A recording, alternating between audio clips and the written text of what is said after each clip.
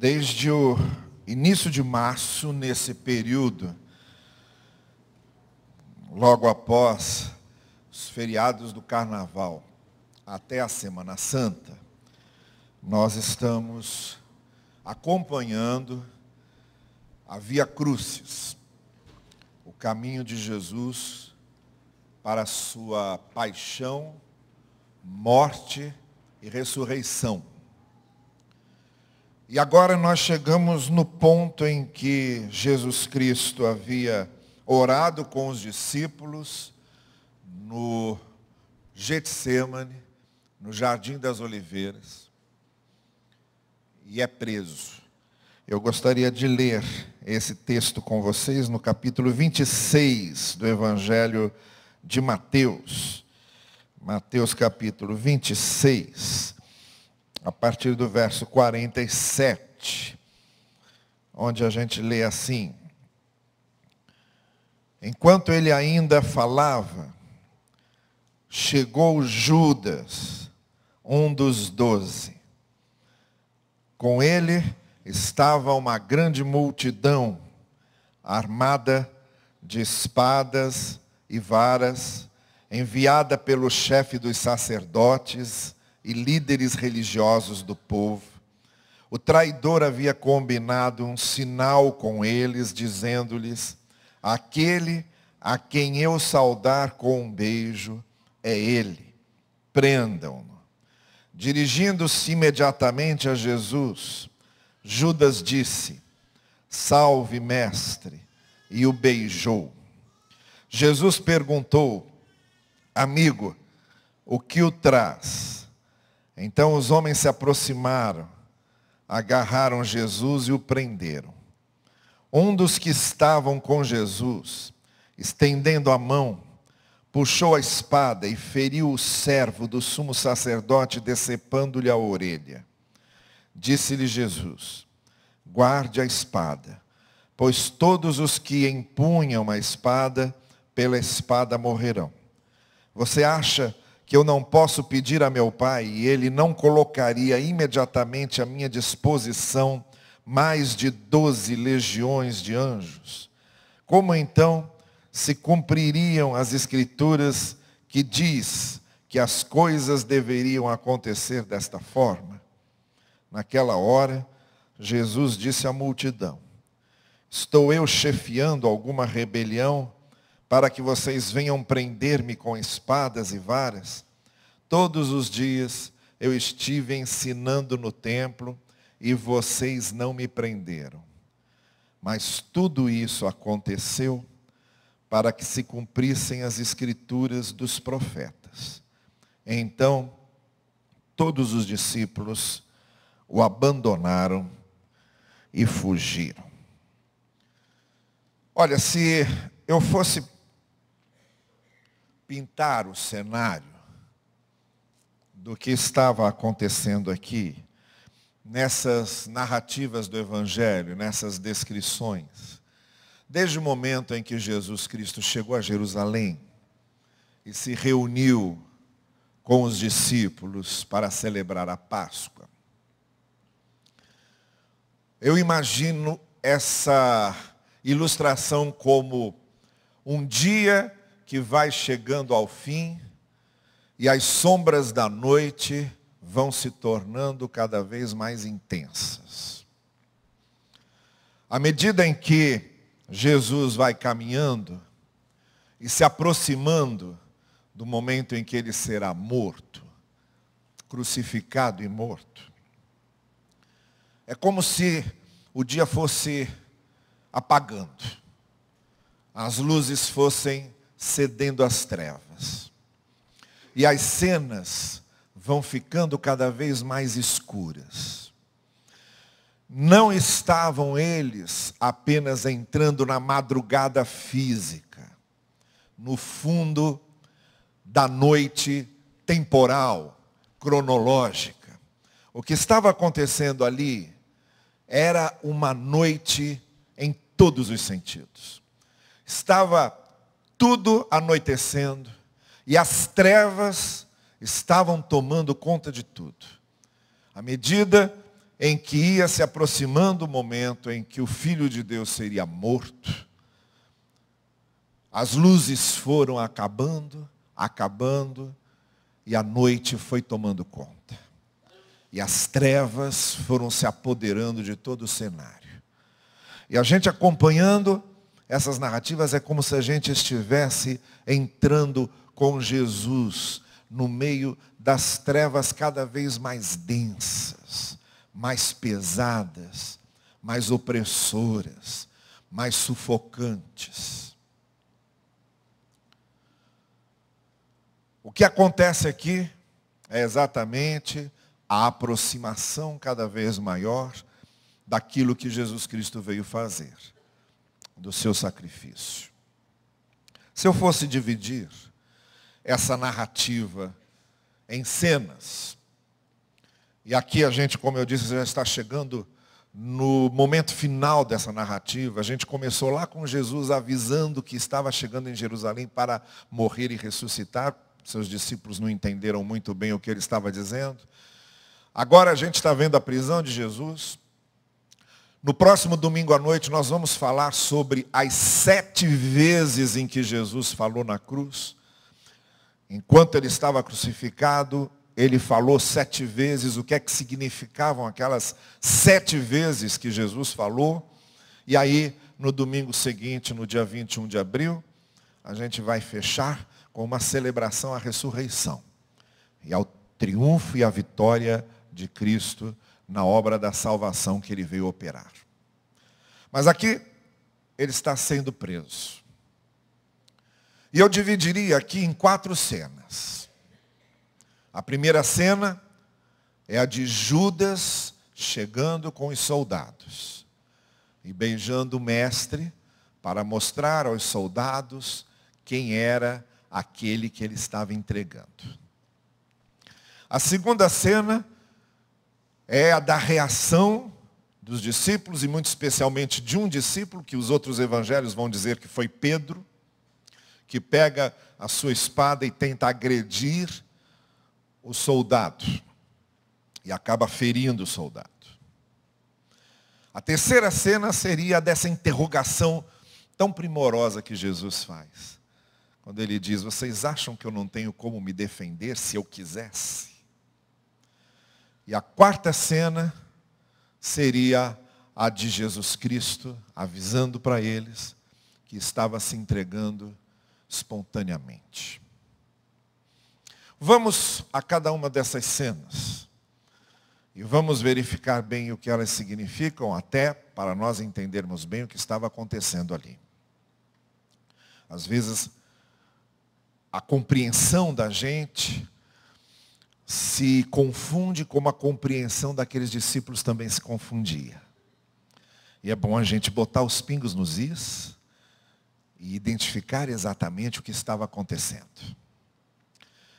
Nessa primeira cena, fica muito claro que não foi Judas, fomos nós.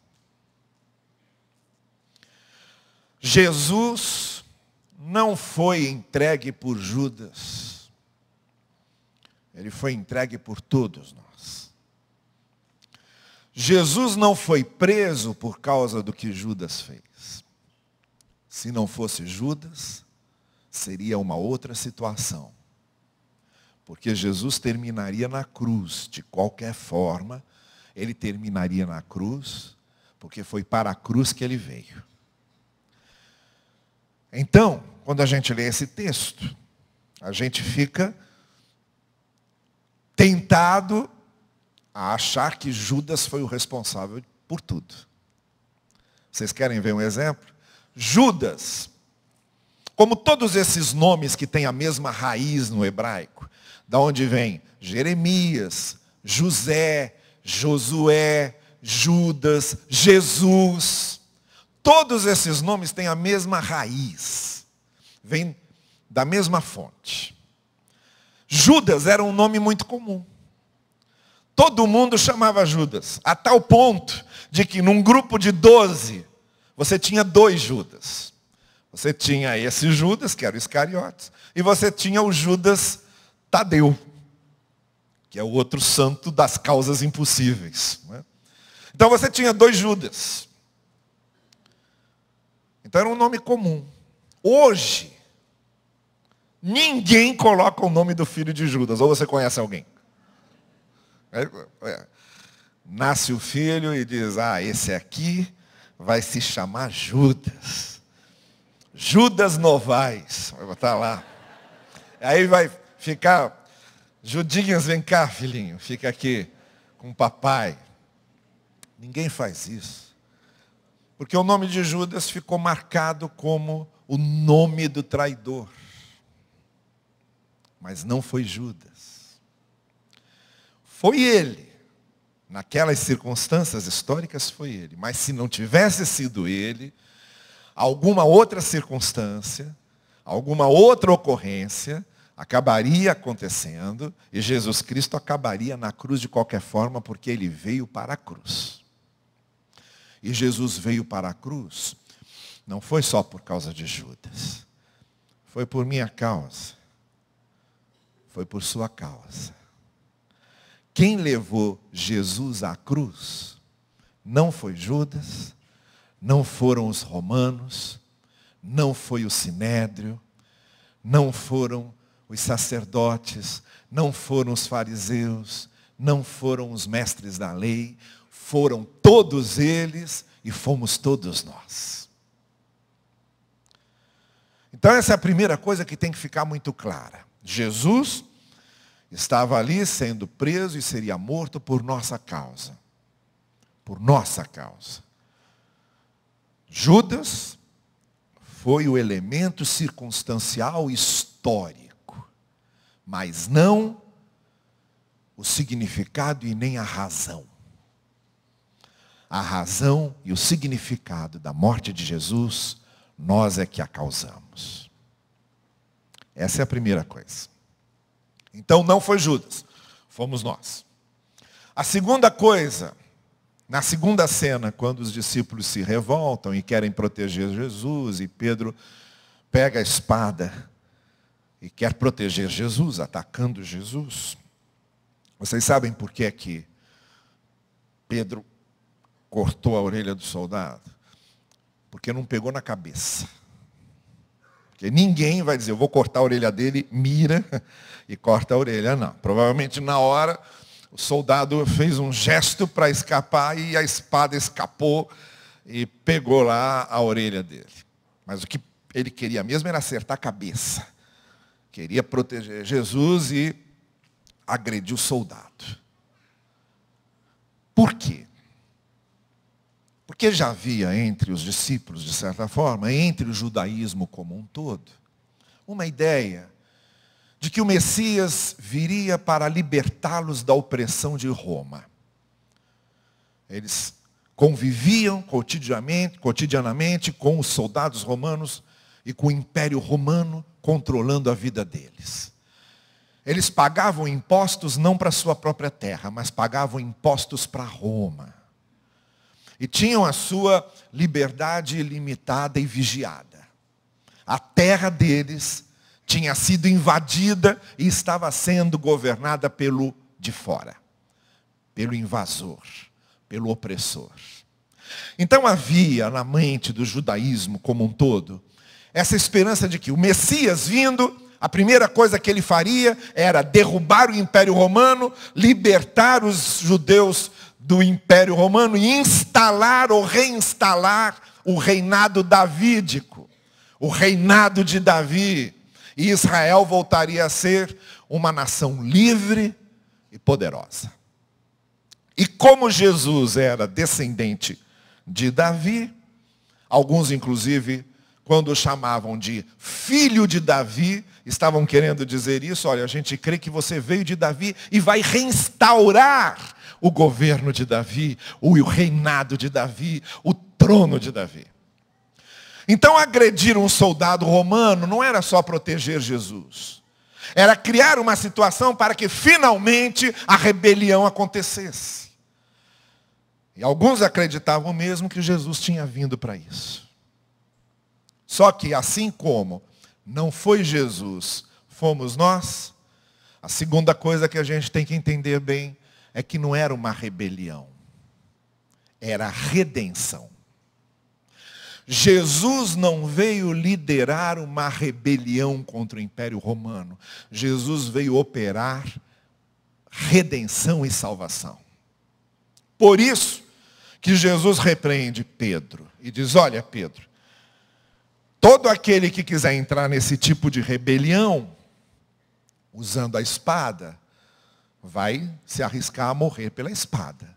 Porque quando você faz uma revolução, faz uma rebelião e bota a cara lá, você está arriscando sua vida e você está querendo dizer: eu posso morrer por essa rebelião. Mas não é isso que eu vim fazer. Eu não vim chefiar uma rebelião. Eu vim redimir vocês. Isso aqui não se trata de uma rebelião, se trata tão somente de redenção. Por isso Jesus vai, coloca a orelha do soldado de volta e diz: não vão usar espadas, porque isto aqui não é uma rebelião. Essa é a segunda coisa que a gente tem que entender bem. Jesus não veio fazer uma revolução moral, nem veio fazer uma revolução política, nem veio fazer uma revolução filosófica, nem veio fazer uma revolução de costumes, nem veio fazer uma revolução ideológica. Jesus veio redimir as pessoas. Jesus veio libertar o ser humano daquilo que o condena. Jesus veio trazer a salvação. Por isso, ele estava sendo preso. E por isso ele morreria. Então não foi Judas, fomos nós. Não foi rebelião, foi redenção. A terceira cena é a cena em que Jesus Cristo diz aos seus discípulos: olha, vocês acham mesmo que se eu quisesse me proteger, bastaria eu chamar a legião de milhares de anjos e eles viriam em meu socorro e me libertariam se eu quisesse? Se eu quisesse. Esses soldados romanos aqui não davam nem para o cheiro. Se eu quisesse, eu jamais cairia na mão de vocês. Se eu quisesse, ninguém me prenderia. Se eu quisesse, ninguém me acusaria. E se eu quisesse, eu nem estaria aqui. Então, não era uma questão de demonstração de poder. Era uma questão de demonstração de graça. Jesus não estava lá para mostrar o poder de Deus. Jesus estava lá para mostrar o amor de Deus. Jesus não estava lá para mostrar ou exibir como Deus era capaz de transportar os montes. Jesus estava lá para mostrar como Deus é capaz de transportar a culpa. Jesus não estava lá para mostrar como Deus pode abrir o mar vermelho. Jesus estava lá para mostrar como Deus pode mudar os corações. Jesus não estava lá para fazer descer fogo do céu. Jesus estava lá para fazer os corações se incendiarem com a graça e com o amor de Deus. Então Jesus não estava lá para demonstrar o poder de Deus. Ele queria era mostrar como Deus nos ama. A graça de Deus que vem em nosso socorro, e em vez de colocar a culpa sobre nós, coloca a culpa sobre Jesus e Ele nos redime. Aquela era a hora de Jesus demonstrar como Deus amava o mundo e como Deus nos amava. Por isso ele estava ali. Por isso ele se deixou prender. Então não foi Judas, fomos nós. Não foi rebelião, foi redenção. E não foi exibição de poder. Foi exibição da graça e do amor. E aí vem a quarta cena, que é Jesus deixando bem claro para eles o que ele tinha vindo fazer, que se entregava espontaneamente, e foi a hora em que todos saíram e o deixaram sozinho. Mas olha, nem isso é para nós termos aqui qualquer visão de Jesus como um mártir. Ele não estava ficando sozinho porque era um mártir. Ele estava ficando sozinho porque aquela não era a hora de partilhar nada. Era a hora dele assumir tudo sozinho. O fato dos discípulos terem saído e Jesus ter sido abandonado e agora era a hora dele enfrentar tudo aquilo que ele ia enfrentar, ele ia enfrentar sozinho porque era sobre ele que cairia tudo. Ele era o Cordeiro de Deus que veio para o nosso pecado ser perdoado. Ele era o enviado do Senhor, ele era o Redentor. O fato dos discípulos terem saído foi um sinal claro de que realmente eles não podiam fazer nada. Agora era a hora de Jesus. Essa expressão é usada muitas vezes no Evangelho de João, quando Jesus diz, a minha hora é chegada. Ainda não era a sua hora. Isso antes. Muitas vezes o Evangelho de Marcos, quando mostra que Jesus faz algum milagre, e Jesus diz à pessoa, olha, você não vai contar isso para ninguém. Marcos diz, e ele pediu isso porque ainda não era chegada a sua hora. Mas agora era.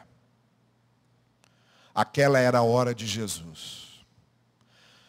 E sabem vocês, por que é que hoje nós estamos aqui nessa hora de louvor e de adoração? Sabe você, porque você teve a sua hora do encontro com Deus e com o Evangelho? Sabe você, porque você passou por aquela hora em que a sua vida foi transformada? Sabe você, porque você passou e conheceu a hora em que a graça de Deus e a misericórdia de Deus se revelaram a você? Sabe por que chegou a hora do seu perdão? Chegou a hora da sua redenção? Sabe por que você hoje está com o Espírito de Deus residindo em você e chegou a hora do Espírito Santo residir em você? E sabe você por que quando chegar a nossa hora aqui também será a hora de nós tomarmos posse de tudo que Deus prometeu? Porque tinha chegado a hora de Jesus. Porque chegou a hora dele lá. E ele se entregou à sua hora. E se entregou ao propósito que Deus tinha para ele. Hoje, nós temos a hora da nossa redenção garantida. Não era para Jesus compartilhar nada, nem dividir nada com ninguém. Era a hora mesmo dele assumir sozinho. E estava assumindo sozinho.